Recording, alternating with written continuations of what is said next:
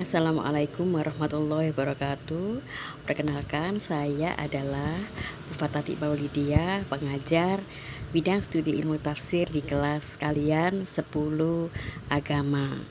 Sebelum saya akan menyampaikan materi inti dari pembelajaran kita satu semester ganjil ini, saya akan menyampaikan di pertemuan ini tentang sekilas ilmu tafsir. Secara umum, ilmu tafsir adalah ilmu yang membahas tentang Al-Quran dari berbagai aspek. Al-Quran saja tanpa didampingi ilmu tafsir, tanpa ada penjelasan, belumlah cukup untuk bisa dipahami oleh umat Islam dari berbagai kalangan, dari berbagai suku, bangsa, dari seluruh dunia. Mengapa umat Islam membutuhkan ilmu tafsir atau tafsir dari hasil upaya para ulama tafsir? Karena kita itu memiliki keterbatasan dalam memahami Al-Quran. Al-Quran di dalamnya ada perintah-perintah, ada larangan-larangan, sehingga kalau kita tidak paham, kita tidak bisa melaksanakan perintah Allah, tidak pula kita bisa memahami apa yang dilarang oleh Allah. Nah, berikut ini adalah apa yang saya sajikan sekilas tentang ilmu tafsir. Silakan disimak dan dipahami. Assalamualaikum warahmatullahi wabarakatuh. Kali ini saya Bu Fatati Maulidia, pengajar ilmu tafsir kelas 10 agama, akan menyampaikan sekilas pengantar tentang ilmu tafsir. Silakan disimak.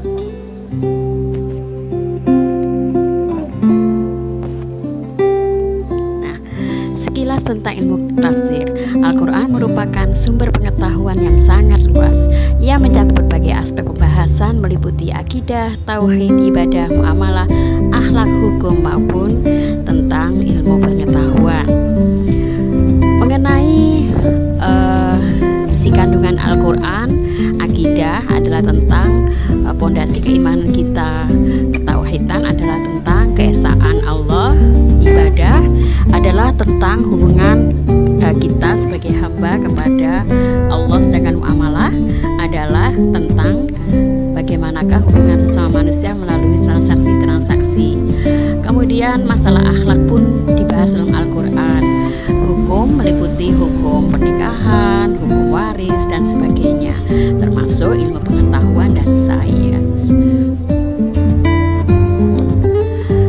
Al-Quran merupakan objek utama dari ilmu tafsir.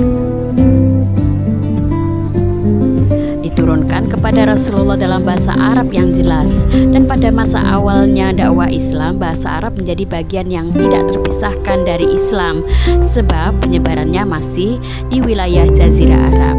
Kemudian ketika Islam semakin menyebar ke berbagai wilayah, mulailah muncul beberapa kendala dalam memahami bahasa Al-Quran, yang disebabkan karena umat Islam tidak hanya meliputi orang Arab saja.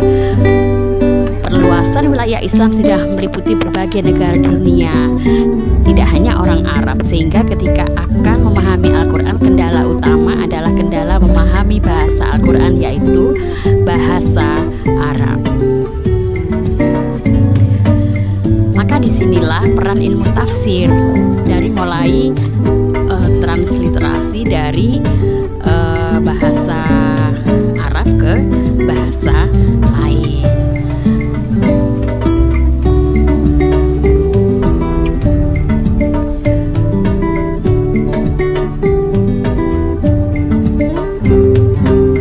Berikutnya, salah satu upaya untuk memahamkan Al-Quran melalui ilmu tafsir adalah, yang pertama adalah penerjemahan Al-Quran yang dalam bahasa Arab ke bahasa-bahasa lain. Tak hanya menerjemahkan agar dapat lebih dipahami, banyak hal yang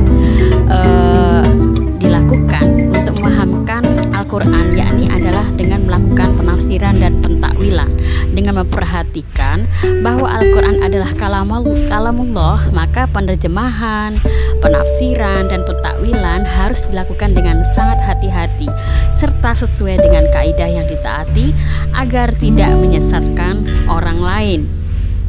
Sebagai umat Islam yang awam, kita tidak boleh serampangan dalam menafsirkan Al-Quran. Selain ilmu kita belum memadai, harus ada kompetensi yang dimiliki seorang penafsir. Maka itu sebagai orang awam cukuplah kalau kita ingin memahami Al-Quran adalah dengan mempelajari produk atau hasil penafsiran para mufassir, baik ulama tafsir klasik atau mutaqaddimin atau yang sekarang modern, mutaakhirin istilahnya.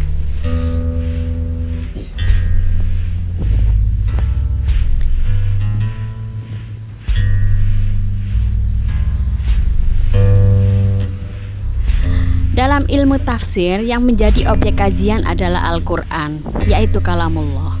Maka dalam menafsirkan Al-Quran tentu harus menguasai bahasa Arab dengan segala seluk-beluk yang berkaitan dengan bahasa tersebut, serta penguasaan terhadap ayat-ayat Al-Quran, termasuk etikanya seorang mufassir adalah dia hafal Al-Quran.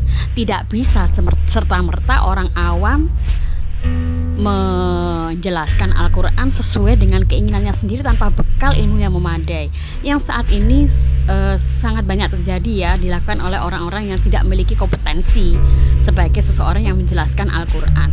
Kalaulah kita ingin menjelaskan, harus ada rujukan produk penafsir. Oh, ini menurut Ibnu Katsir ya, menurut Imam Al-Marawi, menurut Quraisy Shihab. Kita merujuk pada kitab-kitab yang sudah hasil upaya ulama tafsir yang sudah kompeten menguasai beberapa ilmu-ilmu yang dibutuhkan dalam menafsirkan Al-Quran. Sebagai orang awam kita hanya tinggal merujuk dan mengamalkan apa yang sudah diistinbatkan oleh seorang ulama tafsir. Kalau kita jauh dari kompetensi itu, maka tidak layak kita untuk menjelaskan Al-Quran. Dikhawatirkan kita bisa menyesatkan orang lain. Paling tidak ada puluhan cabang ilmu yang harus dikuasai oleh seorang mufassir dalam menafsirkan Al-Quran. Contohnya ilmu nahwu, shorof, qiraatul Quran, asbabun nuzul, munasabah, nasih mansuh, tajwid, aqsamul Quran, dan sebagainya. Nah, upaya yang dilakukan oleh ulama tafsir inilah yang menghasilkan produk berupa kitab tafsir.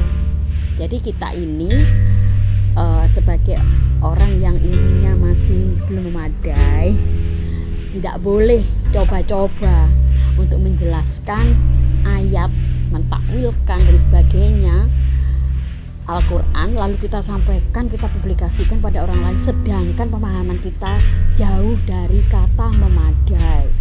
Hafal Al-Quran saja enggak, menguasai bahasa Arab dengan segala seluk-beluknya pun tidak, maka akan sangat membahayakan ketika kita secara serampangan, secara emosional, secara sembarangan tidak mengindahkan kaidah-kaidah dalam menafsirkan. Maka jangan coba-coba menafsirkan, karena ini adalah kalam Allah, firman Allah.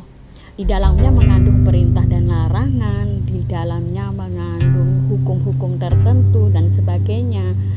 Jika kita tidak hati-hati, kita bisa menyesatkan diri kita sendiri, juga menyesatkan orang lain. Ini yang harus kita perhatikan. Nah, seperti yang saya sampaikan tadi berulang-ulang, kita sebagai umat Islam yang awam tinggal banyak-banyak mempelajari Al-Quran melalui kitab tafsir karya ulama, baik ulama klasik atau mutaqaddimin maupun ulama modern atau mutaakhirin. Hal ini patut dan hendaknya kita lakukan agar kita tidak salah dalam memahami Al-Quran. Mengaji hasil penafsiran ulama tafsir itu pun harus didampingi seorang guru, tidak bisa otodidak. Ilmu otodidak itu hanya boleh dilakukan pada ilmu-ilmu yang tidak ada hubungannya dengan agama. Misalkan ilmu bagaimana membuat kue, ilmu bagaimana merakit suatu alat sebagainya, itu otodidak boleh. Tapi kalau ilmu agama itu harus ada sanatnya, harus ada gurunya, sehingga kita tidak istilahnya kita tidak seenaknya sendiri sesuai pemahaman kita, sedangkan pemahaman kita sangat terbatas, ilmu kita sangat sedikit. Nah, itu sekilas tentang ilmu tafsir. Nah, berikutnya ini nanti di kelas yang akan saya ajar itu nanti ada beberapa kompetensi dasar dan tujuan pembelajaran. Paling tidak dalam satu semester ini saya akan menyampaikan 5 bab. Nah, ini berikut. Bab 1 kita nanti akan mengenal Al-Quran. Jadi ya, kompetensi dasarnya meyakini kebenaran Al-Quran, harus diterima, diamalkan dengan sehari-hari, memiliki sikap sebagaimana yang digambarkan Al-Quran, memahami pengertian Al-Quran dari berbagai pendapat, ya, mendeskripsikan definisi Al-Quran. Tujuannya apa? Selain nanti kalian akan menjelaskan pengertian Al-Quran, dapat mendefinisikan Al-Quran, menjelaskan beberapa isi pokok kandungan Al-Quran, dan menyajikan bukti-bukti keotentikan Al-Quran. Bab 2 kita sudah mulai pada ilmu tafsir, ya. Kita akan bahas tentang tafsir, takwil, terjemah, dan ilmu tafsir Al-Quran. Kompetensi dasarnya tersebut menghayati tafsir, takwil, terjemah, dan ilmu tafsir, meneladani para ulama tafsir, memahami ilmu tafsir, dan seterusnya. Dari mulai secara bahasa, secara istilah, macam-macamnya, dan sebagainya. Itu pada bab 2. Kita akan mengetahui perbedaan antara tafsir, takwil, terjemah, apa itu tafsir dan apa itu ilmu tafsir. Berikutnya pada bab 3 kita mulai akan mempelajari tentang sejarah penafsiran Al-Quran. Ada 4 periode. Periode Rasulullah, periode sahabat, periode tabi'in, dan periode pembukuan. Pada periode masing-masing periode memiliki karakteristik tersendiri. Tujuannya adalah kalian bisa memahami bagaimana masing-masing periode itu penafsirannya, modelnya, sumbernya bagaimana. Itu nanti kita bahas di bab 3. Kemudian berikutnya bab 4. Bab 4 kita pelajari tentang asbabun nuzul. Asbabun nuzul ini adalah suatu cabang ilmu tafsir yang menjelaskan atau yang membahas tentang latar belakang turunnya suatu ayat. Nah, ini nanti kompetensi dasarnya silakan diamati dari poin 1 sampai poin 4. Tujuannya selain kalian mengerti asbabun nuzul, apa faedahnya, pendapat ulama bagaimana, susunannya, macam-macam bentuk asbabun nuzul, serta contoh-contohnya. Berikutnya pada bab 5, munasabah. Munasabah adalah suatu cabang ilmu yang membahas tentang keterkaitan antara ayat 1 dengan ayat lain, surat 1 dengan surat lain, awal surat, akhir surat, pada surat berikutnya, dan sebagainya. Nah, itulah sekilas tentang beberapa materi dari bab 1 sampai bab 5 di semester ganjil. Sekian dari saya sekilas tentang materi-materi yang akan kita pelajari pada pertemuan pertama sampai pada akhir semester ganjil. Sekian, assalamualaikum warahmatullahi wabarakatuh. Nah, cukup sekian pertemuan awal kita. Kita akan bertemu di pembelajaran berikutnya. Saya akhiri sekian. Assalamualaikum warahmatullahi wabarakatuh.